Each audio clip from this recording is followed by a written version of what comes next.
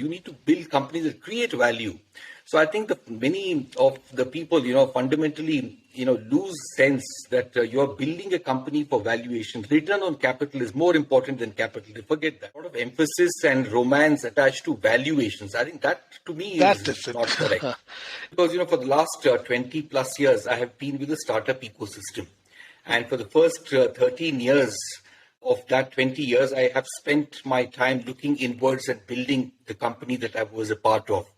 And I found that pretty exciting because, helping scale a company is not very easy. So I completely enjoyed my stint at a particular company and focus inwards on building and scaling the company and even finding successful exits. With fake valuations, I would say, for some time, some of them will get exposed at some point of time, like WeWork collapsed, Zomato, Paytm also going public. They also, in terms of valuations, collapsed.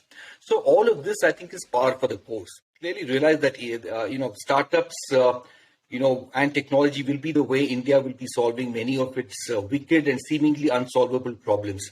So I felt that, it would be nice to be a part of this journey and help entrepreneurs scale their businesses.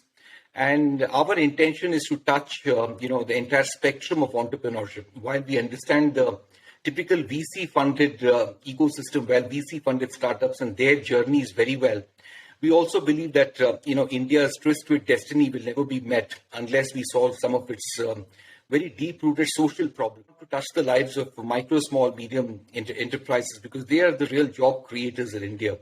And at some point of time, we also want to create, some kind of a program like a postgraduate degree or diploma in entrepreneurship. Has got a faculty who are real life experience entrepreneurs, investors, and who have seen the complete ecosystem.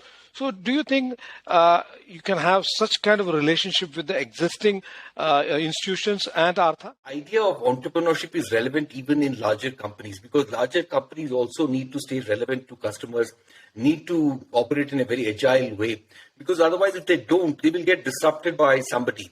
So I think, the idea of entrepreneurship is relevant even for larger companies. You don't have to really, be a full-time founder. You can be part of a larger company and drive initiatives in a very entrepreneurial way. And these people are called entrepreneurs. The industry in India, which is 25 years old, over 25 years, they have created 5 million jobs.